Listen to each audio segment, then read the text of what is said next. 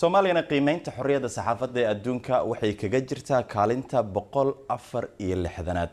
Haddaba intee la egtahay xorriyadda ay haystaan wariyaasha ka shaqeeya dalka Soomaaliya? Waxa studio ila joogta Canab Maxamed Yare oo ah agaasimaha Kalson TV ee magaalada London, hore uga soo shaqeysay dalka Soomaaliya, iminkana ka howlgasha magaalada London.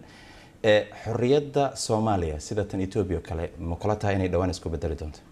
horta xaraaro Soomaaliya waa xorriyad darro saxaafadeed ah oo maanta lagu tilmaami karo cunsigeed sidii Ethiopia hore uga jiri jirto kale kama jirto oo Soomaaliya waa wadan xor ah oo saxaafadda sharci hadda caburinayo oo hortaagan uusan jirin laakiin waxa opposite task ah maadaama amaankii uu aad u xun yahay wariyaashan dhibaatooyin badan oo dhinaca amaanka ah ay haysato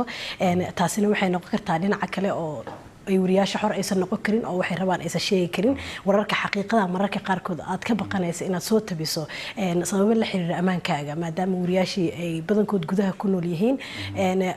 amaankiina uu iska xun yahay. Waqti Canab marka laga soo tago kooxaha xagjirka ah ee wariyaasha ama dhibaateeya ama cagajugleey waxaa jira laaluush cagajugleen kale xirxiris oo maamulada dalka ka dhisan ay sameynayaan arrimahaas oo caqabad kuma aha xorriyadda saxaafadda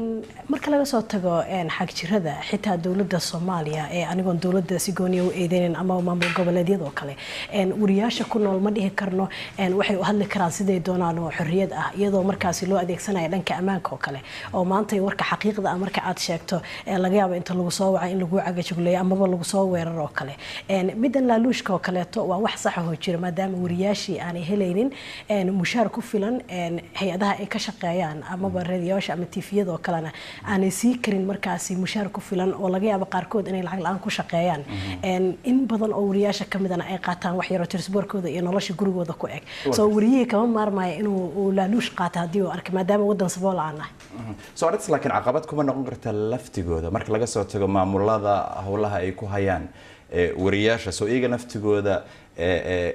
howlahan ay dambiyada ay sameynayaan sida laaluush qaadashada ama nin jeclaysiga soo waxaas xitaa kama hor imaanayso shaqadooda way ka hor imaanaysaa waxaana la dhihi karaa saxaafad sax ama way dhici kartaba inta laaluush la qaadanayo wariyanimadii shaqadii wariyanimada laaluushka ayaa ka hor imaanaya marka adiga aad baahan tahay oo qofkii aad soo wareysatay uu laaluush ku siinayo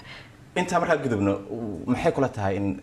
dumarka ama gabdhaha wariyaasha ah ma ka duwan yihiin ragga ka shaqeeya dalka Soomaaliya gudihiisa aad iyo aad sidee uga duwan yihiin qaab sidee waxay uga duwan yihiin gabdhaha marka la yiraahdo goobaha shaqada wiilasha uga badan oo gabdhaha aad ay ugu yar yihiin mid kale waxa jirta dadka Soomaalida waxyaabo ay caadaysteen amaba warbaahinta gudaheeda ama dadka kale oo mar walba la yiraahdo gabdhaha markii ay wariye noqoto kale xaalkeedu ma fiicno oo gabar wariye noqotay waa lagu xadgudbay ama xadgudub dhinaca jinsiga loo geystay ama shaqadeeda waxay ku xiran tahay gabarnimadeeda oo kale oo gabdhaha wariyaasha intooda badan waxay u badan yihiin in markaasi aanay gabdho wanaagsan ahayn laakiin taas aniga waxaan u hayaa jawaabo wax ka jira ma lahan shaqada saxaafaddana waxay qayb ka tahay shaqooyinka kale sida inaad meel clinic ka shaqeyso ama dukaan ka shaqeyso ama meel walba dadkuna waa lab iyo dhadig mararkana bulshada marka laga soo tagay in wariyaasha kale oo ragga ah ay caqabad ku yihiin gabdhaha wariyaasha adiga soo koobay